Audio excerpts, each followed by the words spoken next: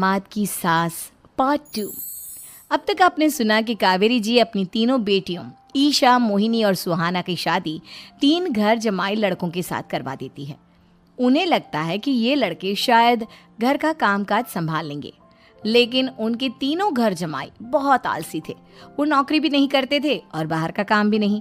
कावेरी जी ने अपनी बेटियों से कहा कि वो प्रेगनेंसी का बहाना बनाकर अपने पतियों को सबक सिखाए।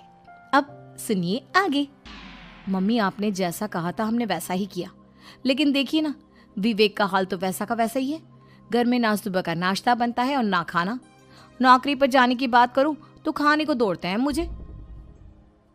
हाँ मम्मी, मैंने भी सुमित को कितनी बार कहा कि अगर नौकरी नहीं करनी तो कोई छोटी सी दुकान ही खोल लो, घर का खर्चा कैसे चलेगा।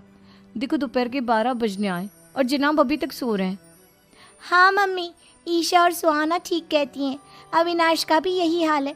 जब मैंने अपनी प्रेगनेंसी के बारे में कहा तो मुझसे कहने लगा, अरे दूसरी लड़कियां तो 9-9 महीने तक नौकरी करती है, बस डिलीवरी के टाइम छुट्टी लेती है। मोहिनी, तुम भी नौकरी करो। अब मुझे कहाँ नौकरी मिलेगी। मम्मी बताओ अब मैं क्या करूँ। हे भगवान, क्या सोचकर घर जमाई दामाद लाई थी मैं कि मेरी बेटियां मेरे पास रहेंगी और खुश रहेंगी, लेकिन इन आलसी दामादों ने तो हमारी जिंदगी को भी प्रॉब्लम में डाल दिया है। मैं तो कहती हूँ मम्मी, हम लोग वापस अपनी जॉब पर जाना शुरू कर देते हैं। बता देते हैं इन लोगों को कि हमने प्रेगनेंसी का बहाना किया है। नहीं नहीं बेटा, ऐसी गलती भी मत करना। अगर तुमने ऐसा किया तो इन तीनों की आदत और ख़राब हो जाएगी। अरे आज नहीं तो कल कभी तो तुम प्रेग्नेंट होगी, तब वापस यही प्रॉब्लम आएगी। तब क्या करोगी तुम तीनों। हाँ मम्मी, आपकी बात तो बिल्कुल सही है। इन लोगों को तो सुधारना ही पड़ेगा। लेकिन कैसे? अपने बच्चों के आने की खबर सुनकर भी इन लोगों पर कोई असर नहीं हो रहा। पैसे कमाने के लिए घर से बाहर निकलना ही नहीं चाहते ये तीनों। अब मेरे दिमाग में एक प्लान आया है। तुम तीनों चिंता मत करो, उन तीनों को बुलाओ, फिर मैं बात करती हूँ। थोड़ी देर बाद कावेरी जी अपने तीनों दामादों को सामने बुलाकर अपनी बात कहना शुरू करती हैं। अविनाश, सुमित और विवेक, देखो बेटा, मैं ना तुम तीनों से बड़ा प्यार करती हूँ, इसीलिए तो तुम्हें घर जमाई बना कर रखा है मैंने। अरे मम्मी जी, सीधे सीधे कहिए ना, क्या बात है। प्यार तो हम भी आपको बहुत करते हैं।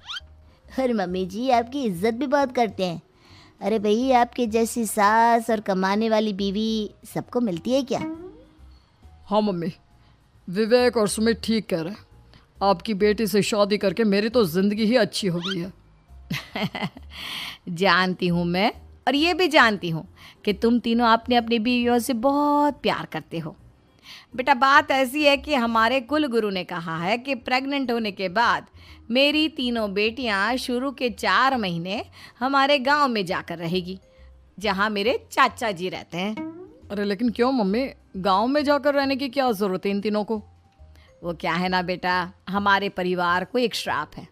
अगर मेरी बेटियों ने यहाँ पर बच्चा पैदा करने की कोशिश की तो उनके बच्चों को कुछ भी हो सकता है। इसलिए अब से लेकर 4 महीने पूरे होने तक इन्हें गांव वाले घर में रहना पड़ेगा। हाँ तो इसमें प्रॉब्लम क्या है मम्मी जी? हम भी वहाँ जाकर रहेंगे, पिकनिक मनाएंगे।